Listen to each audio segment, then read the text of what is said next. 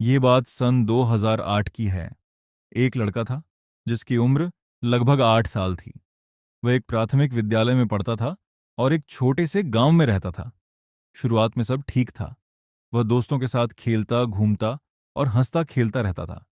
लेकिन जैसे जैसे समय बीतता गया, उसका पढ़ाई में बिल्कुल मन नहीं लगता था।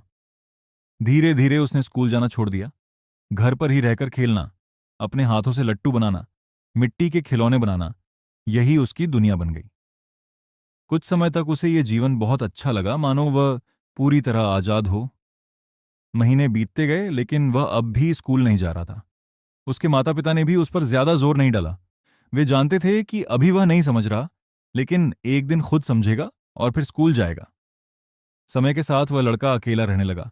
खुद से बातें करता, खुद में ही खुश रहता। हर सुबह वह देखता कि उसके दोस्त स्कूल चले जाते हैं और वह अकेला रह जाता। वह उनकी छुट्टी का इंतजार करता और जब वे लौटते तो उनके साथ थोड़ी देर खेलकर खुश हो जाता। फिर सब अपने अपने होमवर्क में लग जाते, लेकिन उसके पास तो कोई होमवर्क था ही नहीं, क्योंकि वह स्कूल जाता ही नहीं था। यह सोच लेना गलत होगा कि वह लड़का कमजोर या गंवार था।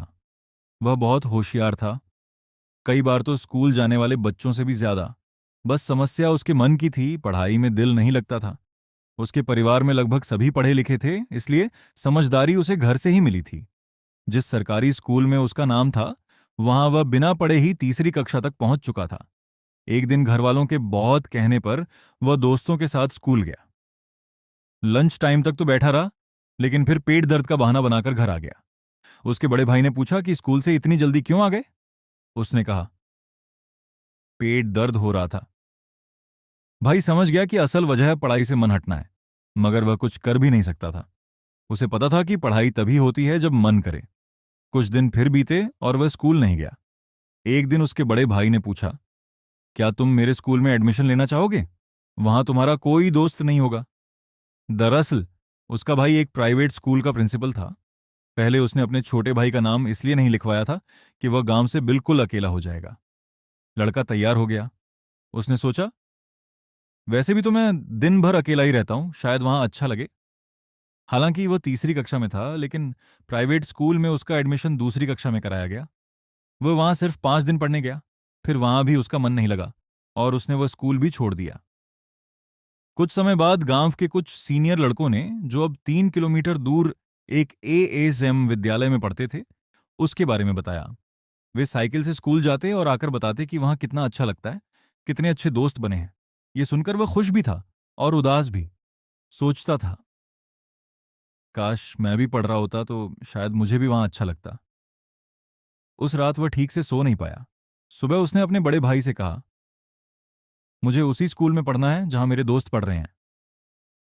भाई ने कहा, तुम तो अभी 5वीं भी पास नहीं हो, वहां एडमिशन कैसे होगा?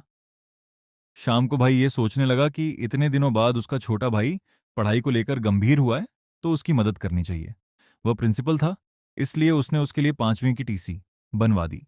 भले ही वह औपचारिक थी, लेकिन कागज बिल्कुल सही था। शाम को भाई यह सोचने लगा कि इतने दिनों बाद उसका छोटा भाई पढ़ाई को लेकर गंभीर हुआ है, तो उसकी मदद करनी चाहिए। वह प्रिंसिपल था, इसलिए उसने उसके लिए 5वीं की टीसी बनवा दी। भले ही वह औपचारिक थी, लेकिन कागज बिल्कुल सही था। अगली सुबह वह टीसी लेकर दोस्तों के साथ स्कूल गया, लेकिन किसी कारण से उसका एडमिशन रिजेक्ट हो गया। वह बहुत उदास हो गया। जब उसने ये बात भाई को बताई तो पता चला कि जन्मतिथि में गड़बड़ी है। भाई ने फिर से दूसरी टीसी बनवाई। इस बार वह लेकर गया और आखिरकार उसका एडमिशन हो गया। अब वह लड़का सीधे छठी कक्षा में पहुंच गया, जबकि उसने ठीक से पढ़ाई नहीं की थी। उसे डर लग रहा था, लेकिन कुछ दिनों बाद उसने देखा कि उस कक्षा में उससे भी ज्यादा कमजोर बच्चे हैं। तब उसने सोचा, अगर ये नहीं डर रहे तो मैं क्यों डरूं? जो होगा देखा जाएगा। समय बीतता गया और वह लड़का सबका दोस्त बन गया।